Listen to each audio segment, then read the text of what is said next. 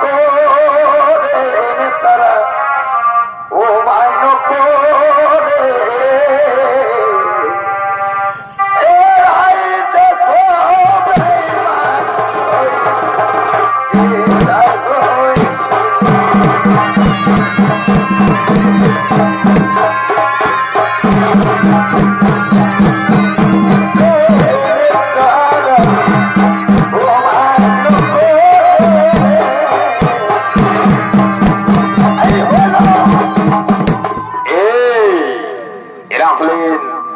এরা হইছে নবাব বাবর শাহীর ফৌজি বাহিনী। এরা সকলেই মুসলিম সম্প্রদায়ভুক্ত মানুষ। এরা হলেন নবাব বাবর শাহীর ফৌজি বাহিনী।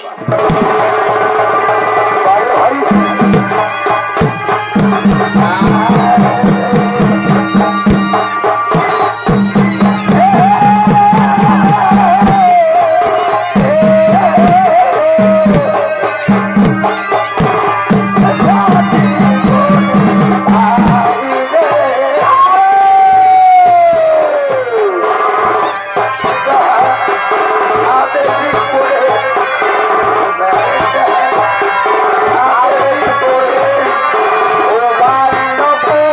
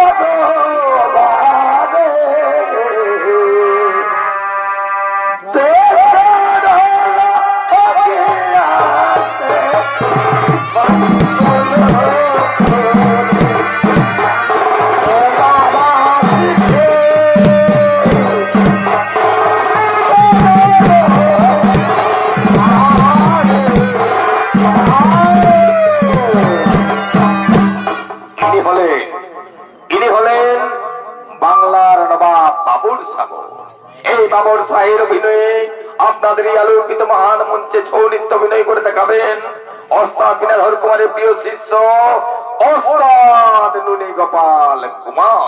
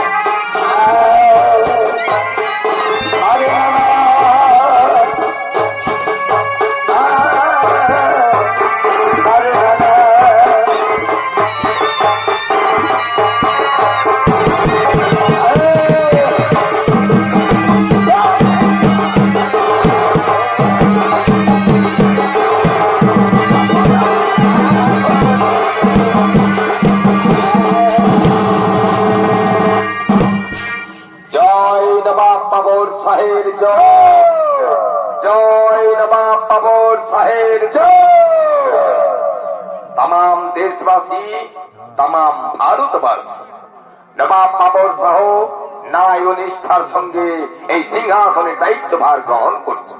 সেই সঙ্গে নবাব বাবর শাহ तमाम ভারতবাসীদের ওয়াদা করছে যে নিজের এবং আত্মীয়ের সুবিধার্থে কোন অন্যায়ের সঙ্গে আপোষ করবে না। প্রয়োজনে দেশ ও দেশের মঙ্গলের জন্য এই বাবর শাহ দেবে তার জান কুরবানি। তাই বাবর শাহ আজ এক নয়া কানুন শুরু করবে। সেই কানুনের নিয়মে কয়েকটি গ্রাম মিলে হবে একটি পরগনা, আর সেই পরগনার দায়িত্বে থাকবে আমারই বিশ্বাসভাজন 2 জন করে তহসিলদার।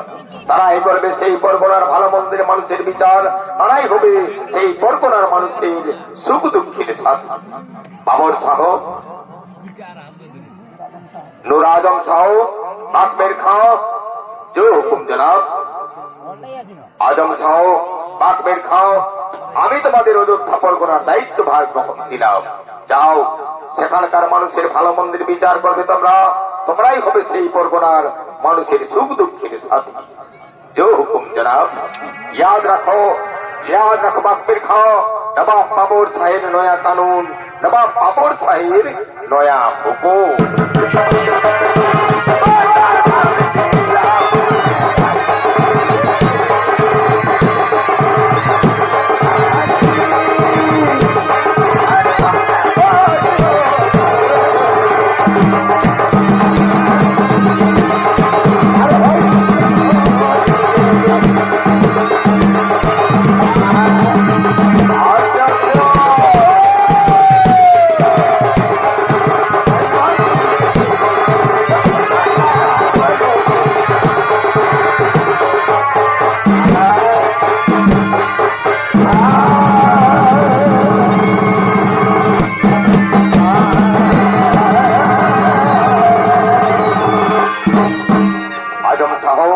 আজম শাহ এটা আমার একেবারে পছন্দ নয়। আজম শাহ ধীরে বাগবে, ধীরে বাগবে।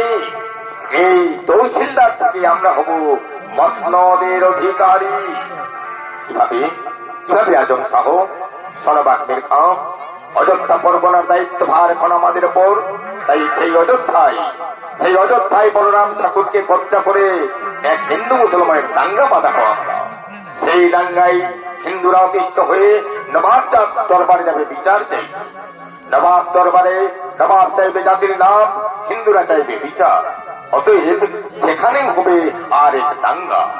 সেই দাঙ্গায় নবাবকে হত্যা করে আমরা হব মসনদের অধিকারী। এবার চলো আমরা যাত্রা করবো ওই বলরাম ঠাকুরের বাড়ি।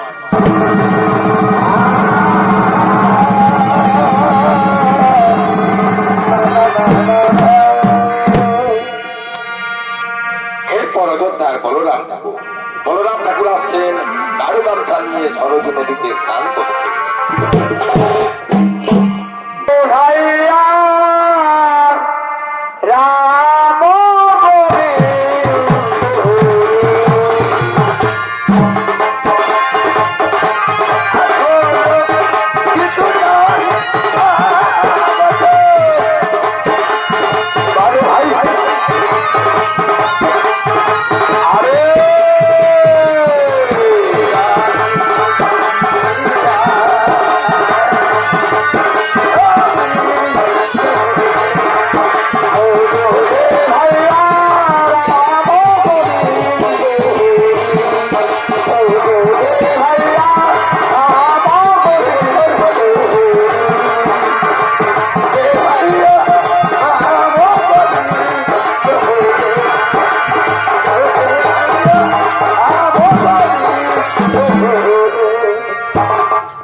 তাড়াতাড়ি স্নান করে আজ আমি তাড়াতাড়ি স্নান করে রাজবাড়ি পুজোয় চলে যাব। তাই এক্ষুনি আমি স্নান টান ছেড়ে নি আর আমি ওই রাজবাড়ি পুজোয় চলে যাব।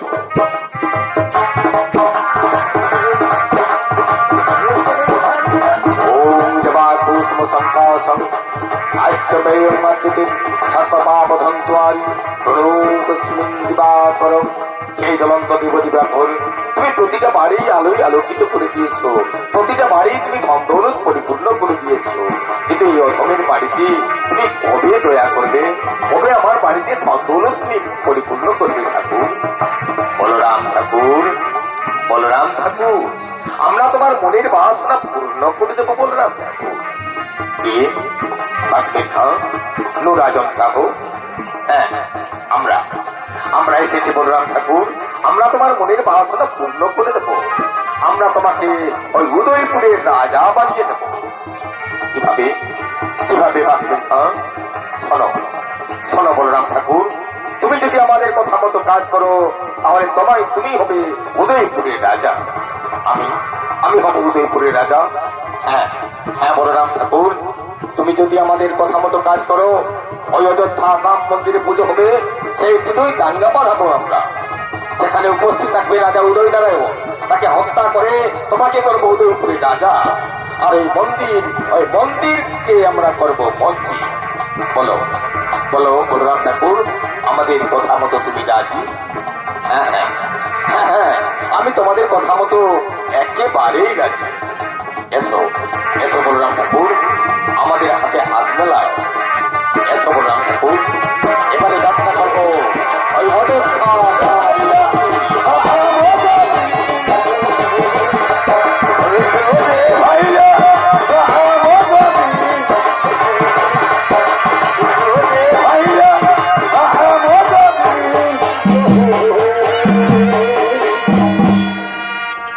মাননীয় দর্শক মন্ডলী, এরপর অযোধ্যা রাম মন্দির। আজ রামনবমী পুজোর দিন। সেই পুজোর দিন উপলক্ষে মহা সাড়ম্বরে এই রামনবমী পুজো পালিত হচ্ছে। তাই সেই রামনবমী পুজোর দিনে মন্দিরে আগমন করছেন অযোধ্যাবাসী গ্রাম্য মহিলাগণ।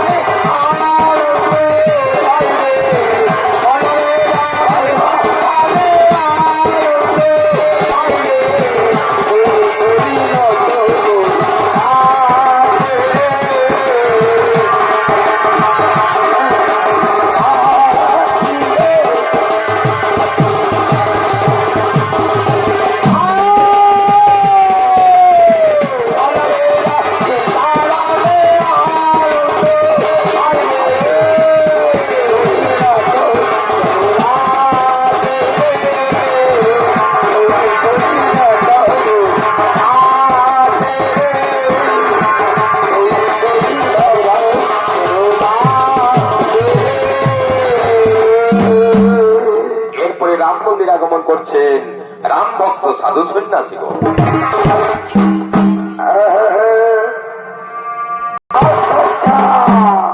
এবার চলো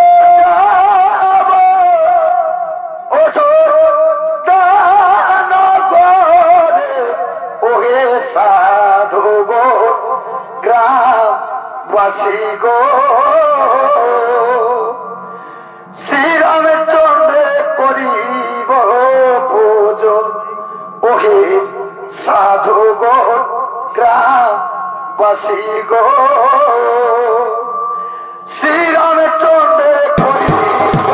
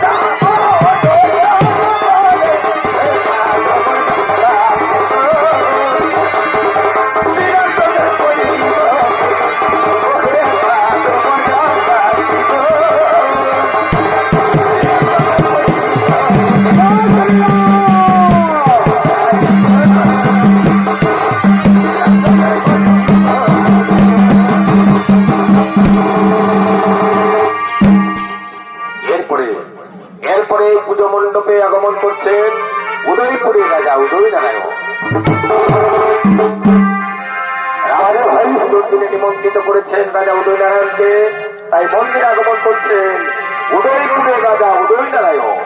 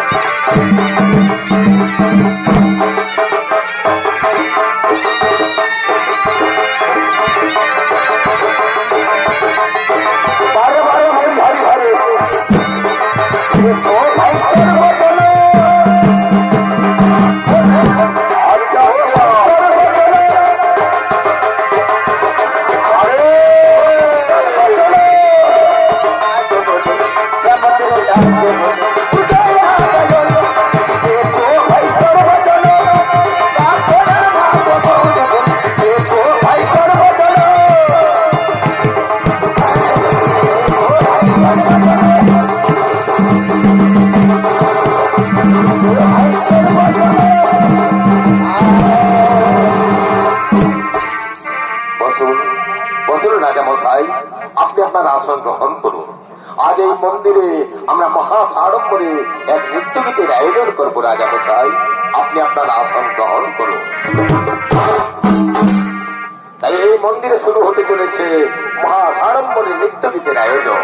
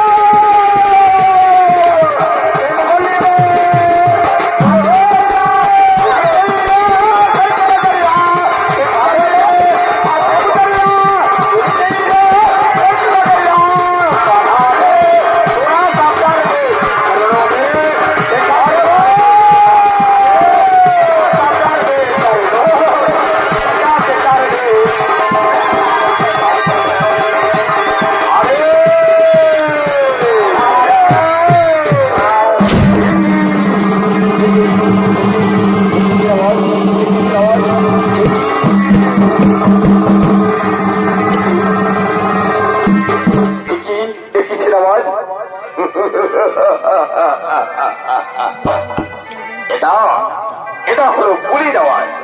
পূজা বন্ধ করো, পূজা বন্ধ করো, আমরা এখন আজান দিয়ে নামাজ পড়বো।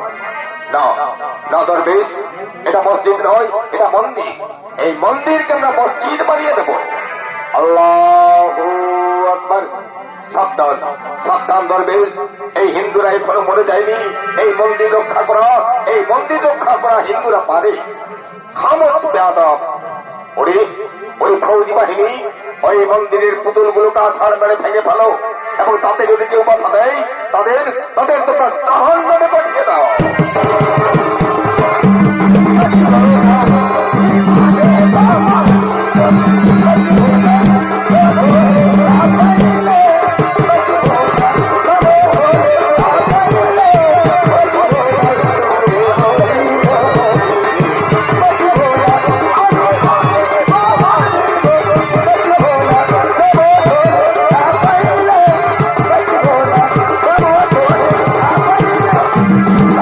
Thank you.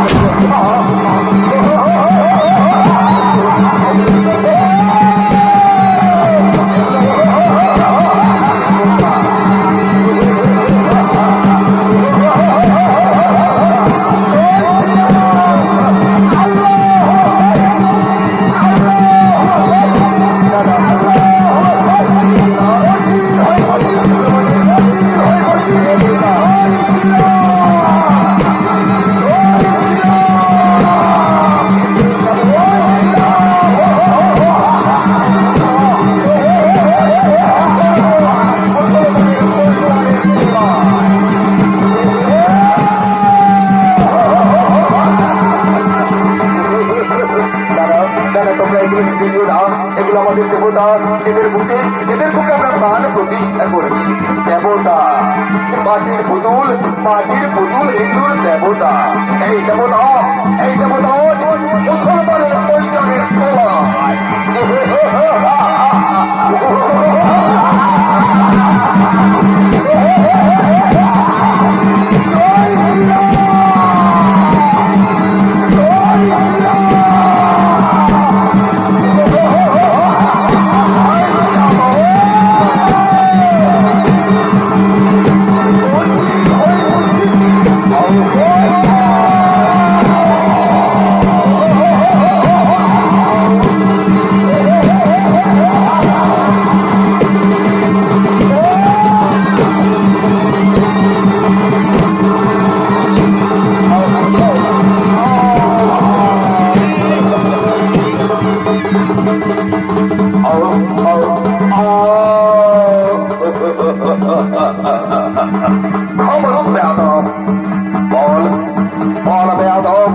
ইসলাম ধর্ম কবুল কর, ইসলাম ধর্ম কবুল কর।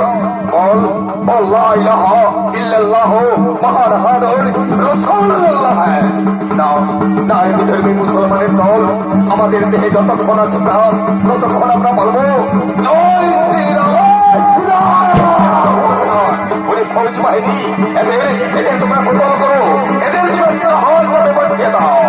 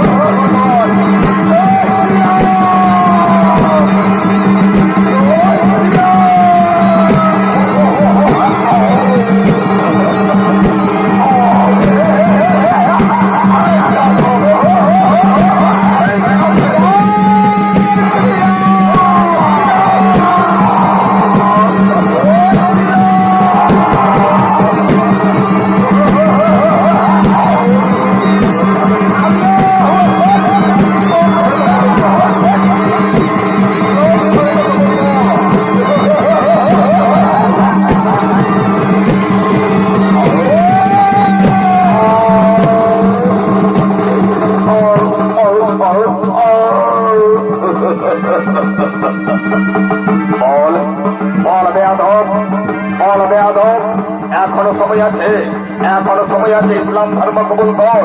বল লা ইলাহা ইল্লাল্লাহ মুহাম্মাদুর রাসূলুল্লাহ। না রে পৃথিবীর মুসলমানের দল, আমরা তো বলেছি আমরা ওই শব্দ উচ্চারণ করবো না। আমাদের দেহে যতক্ষণ আছে প্রাণ, ততক্ষণ আমরা বলবো জয় শ্রীরাম।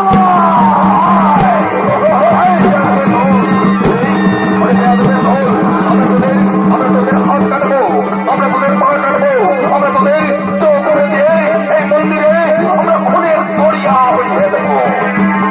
আয় ফৌজ বাহিনী, এদের হাত কাটো, এদের পা কাটো, এদের চোখ উড়ে দিয়ে এই মন্দিরে তোমরা খুনের দরিয়া বইয়ে দাও।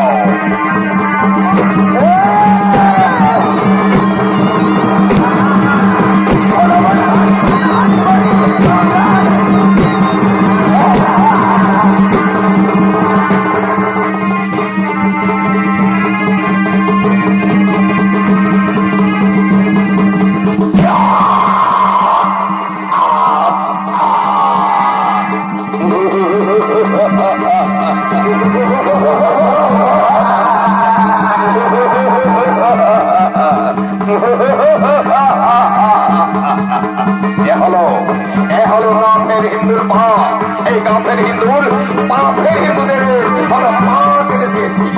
এইবারে কাটবো এই কাফের হিন্দুদের হাত, এই কাফের হিন্দুদের আমরা হাত কেটে দেবো।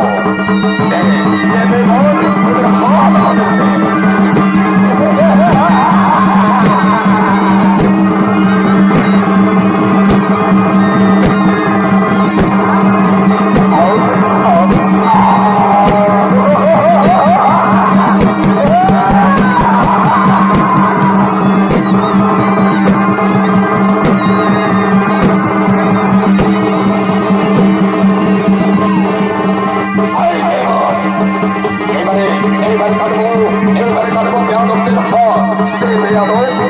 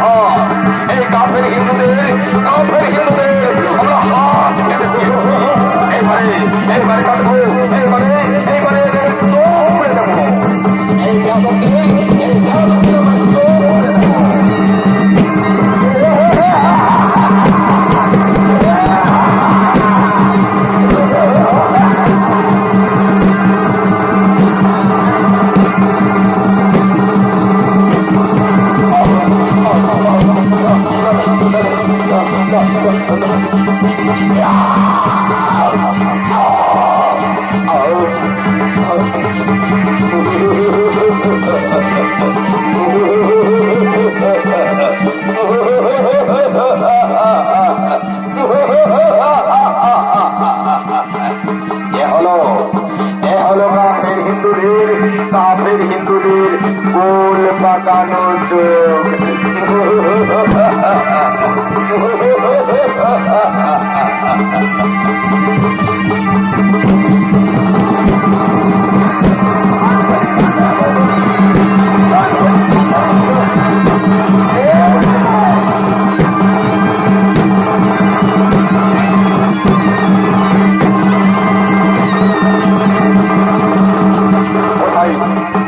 সেই উদয় নারায়ণ কথায় রয়েছে, সেই মেহমান রাজা উদয় নারায়ণ। সেই উদয় নারায়ণকে আমি হত্যা করবো, তাকে আমি জাহান নামে পাঠাবো।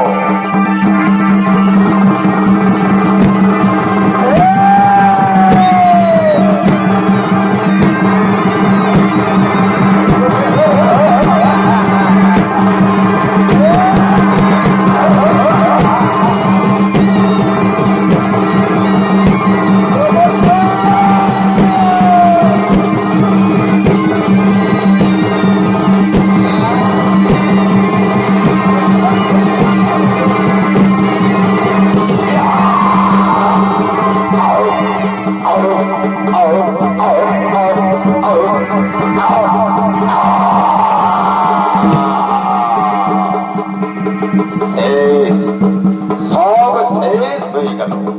এই কাফের হিন্দুরা আর মন্দিরে কেউ বেঁচে নেই, জাহান নামে গেছে রাজা উদয় নারায়ণ, জাহান নামে চলে গেছে এই কাফের হিন্দুর দল। এইবার উদয়পুরে রাজা হবে বলরাম। আমি হব উদয়পুরের রাজা, আমি হব উদয়পুরের রাজা। এই উদয়পুরের রাজা হবে বলরাম ঠাকুর। বাকবির খান নুরাজম শাহ, তোমরা আমাকে রাজা করে দিলে। তাই শোনো বাকবির খান, শোনো আজম শাহ, আমি তোমাদের এক পুরস্কার করবো। ওই দেখো মন্দিরে লুকিয়ে রয়েছে অপূর্ব সুন্দরী। যাও তাকে তোমরা উপভোগ করো।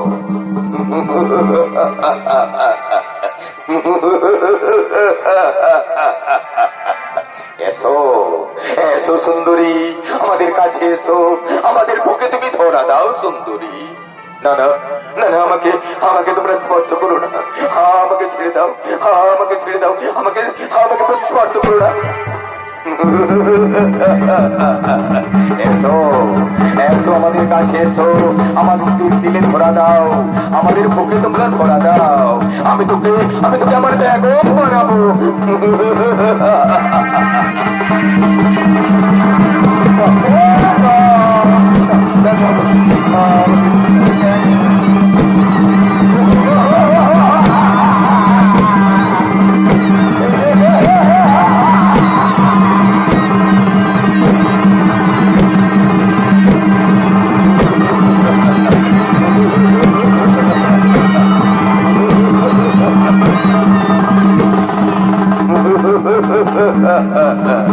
এসো আমার বুকে এসো, আমি তোকে আমার বেগম বানাবো সুন্দরী।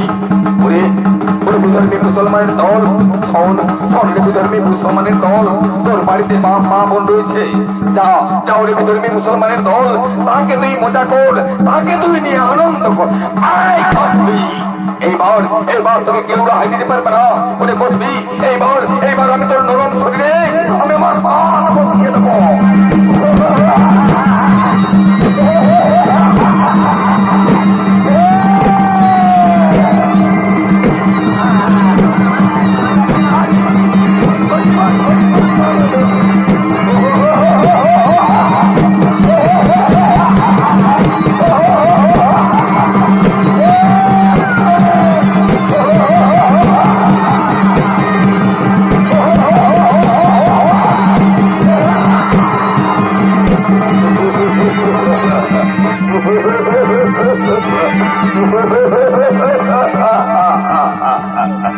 মাগির দিমাগ ভেঙে দিলাম। এরপরে এরপরে এই মাগির গর্ভে জন্ম হবে এই খাপসুরত মুসলমান জওয়ান। এইবার এইবার মন্দির হলো মন্দির, এইবার মন্দির হলো মন্দির। আল্লাহ আল্লাহ মন্দির হলো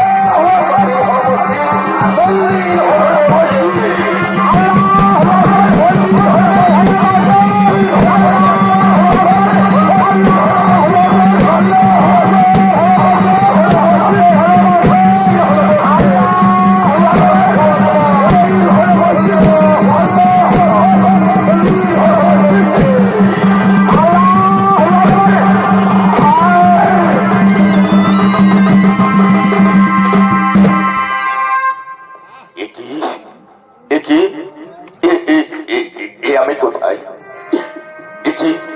আমি কোথায়? কি আমার অবস্থা? কি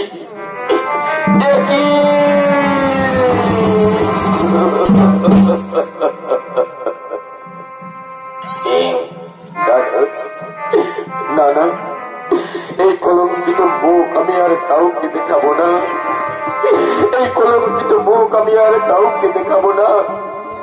ওই পবিত্র গঙ্গার জলে, ওই পবিত্র গঙ্গার জলে আমি দেব আমার প্রাণ।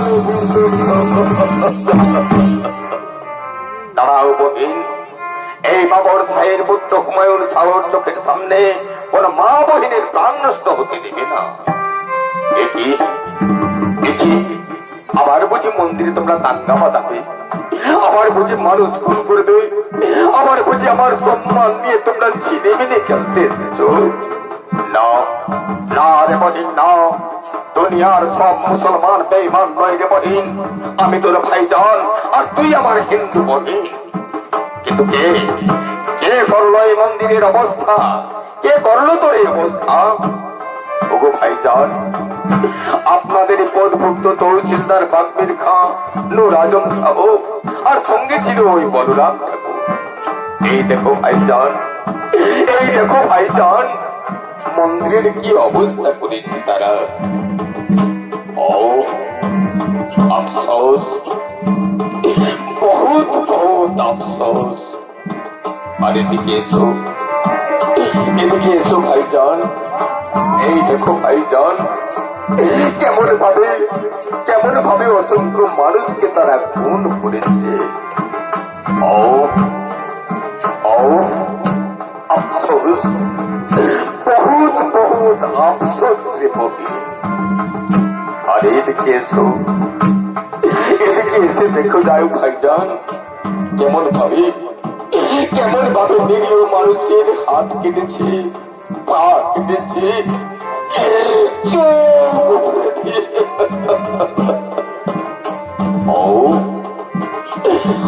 আর সহ্য হয় না, আর সহ্য হয় না রে বহিন।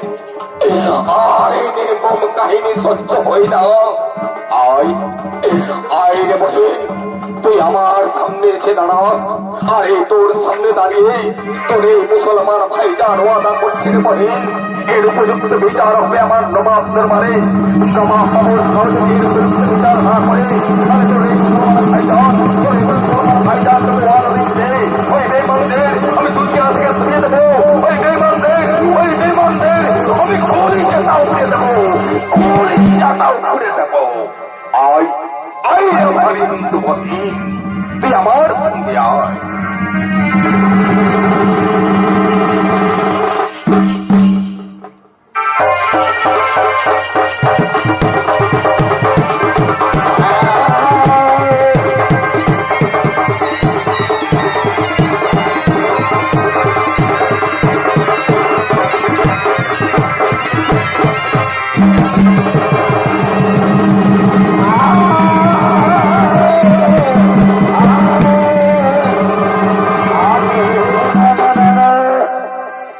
তহসিলদারের কাছ থেকে নবাব বাবর সহ জানতে চাই, আগামী দিনে যে কাজের কৈফিয়ত আমি চাইছিলাম সেই দায়িত্ব তোমরা পালন করেছে কিনা, আমার মোতাবেক কাজের দায়িত্ব তোমরা পালন করেছো কিনা। জনাব জনাব, ইসলাম ধর্মের মানুষ কখনো ভুল কাজ করে না জনাব। বহুত আচ্ছা, বহুত আচ্ছা তোমাদের কাজ। বিচার করুন, বিচার করুন বাপজান, বিচার করো আমার এই হিন্দু বাহিনীর, বিচার করো তামাম ইসলাম ধর্মে। ইসলাম ধর্ম মহান ধর্ম। না না জনাব, না, ইসলাম ধর্ম কখনো মহান ধর্ম নয় জনাব। যে ধর্মীয় মানুষ মন্দিরে প্রবেশ করে অসংখ্য বিগ্রহ ভেঙে চুরমার করে দেয়, হাজার হাজার মানুষের খুনের রক্তের বন্যা বইয়ে দেয়, এমনকি আমার সম্মান নিয়ে যে ধর্মীয় মানুষ ছিনে মেনে খেলে, সেই ধর্ম কোনোদিন মহান হতে পারে না জনাব। কি বললে, কি বললে আমার হিন্দু বেটি? ওরে ওরে বেটা, এই হিন্দু বেটি যা বলছে তা কি সত্যি? সত্যি বাপজান, সত্যি বাপজান।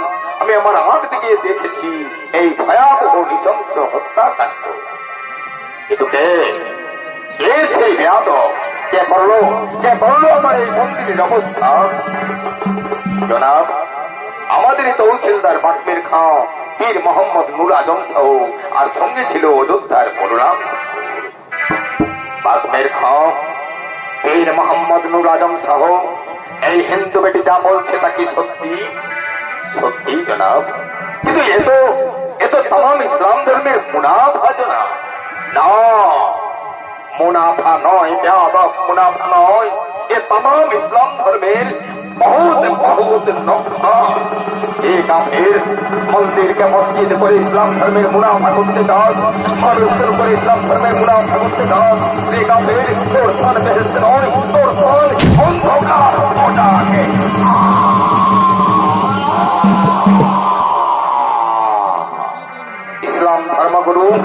ইসলাম ধর্মগুরু পীর মোহাম্মদ নুর আজম সাহেব, আমি তোমার কাছে জানতে চাই, কোরআনের পরে পাতায় লেখা রয়েছে মন্দিরকে মসজিদ করে ইসলাম ধর্মের মুনাফা হয়, মন্দিরকে মসজিদ করে ইসলাম ধর্মের মুনাফা হয়, যে কাফের তোর স্থান বেহেস্ত নয়, তোর স্থান অন্ধকার।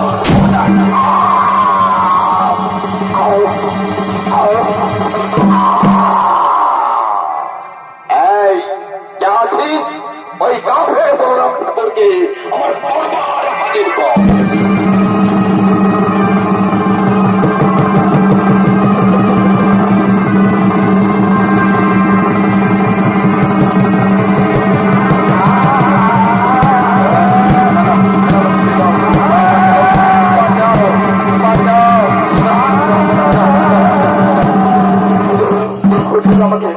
আমাকে মাফ করে দিন হুজুর, আমাকে মাফ করে দিন, আমাকে আমাকে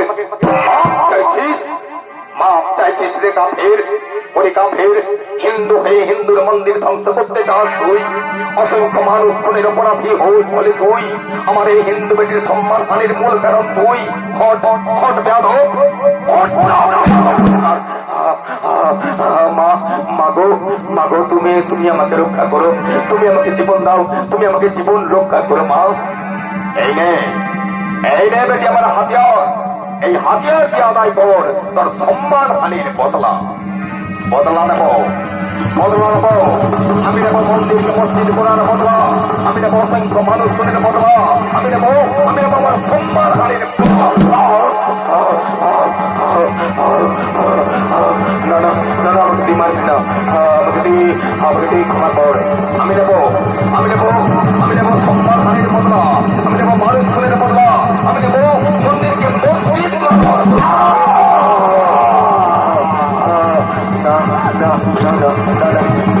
ক্ষমা কর।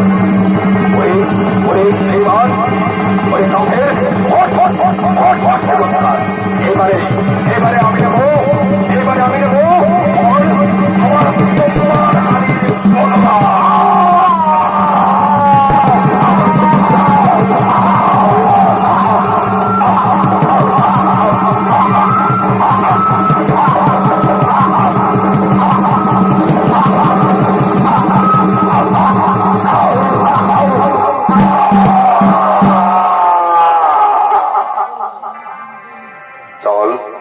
চল বেটি, এবার আমি তোকে তোর শ্বশুর বাড়ি পৌঁছে দেব। না বাপজান, ওই হিন্দু সমাজ আমাকে আর গ্রহণ করবে না বাপজান।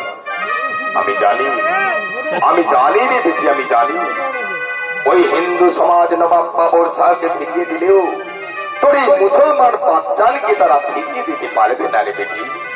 চল বেটি, আবার আমি তোকে তোর হিন্দু রাজ্যে প্রতিষ্ঠা করব। আর তামাম ভারতবাসীদের উদ্দেশ্যে আমি বলবো, হে ভারতবাসী, এক ধর্মকে ছোট করে আর এক ধর্ম কোনোদিন মহান হতে পারে না। মন্দির মসজিদ নিয়ে ঝামেলা নয়, মন্দির মসজিদ নিয়ে ঝামেলা নয়। যাও যাও ভারতবাসী, ওই মন্দিরের পাশে এক মসজিদ নির্মাণ করো। আমার নামানুসারে ওই মসজিদের নামকরণ হবে বাবরি মসজিদ।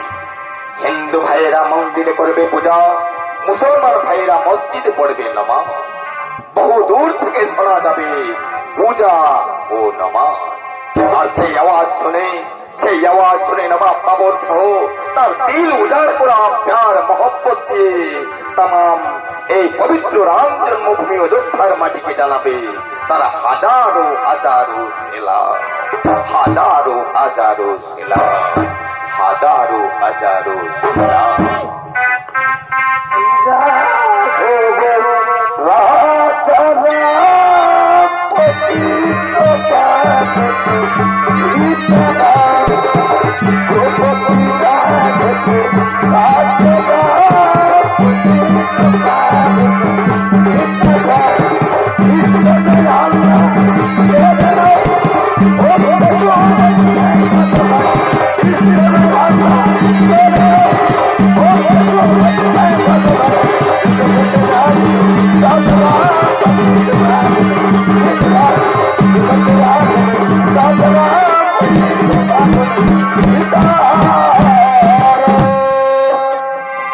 মাননীয় দর্শক মন্ডলী, আজ থেকে প্রায় 500 বছরের পুরনো ধর্মীয় বিতর্কিত মামলা মহামান্য সুপ্রিম কোর্টের নির্দেশে এবছরের এই 2024-এ 22 জানুয়ারি রাম মন্দির প্রতিষ্ঠিত হয়েছে এবং রামলালার প্রাণ প্রতিষ্ঠা দিবস পালিত হলো।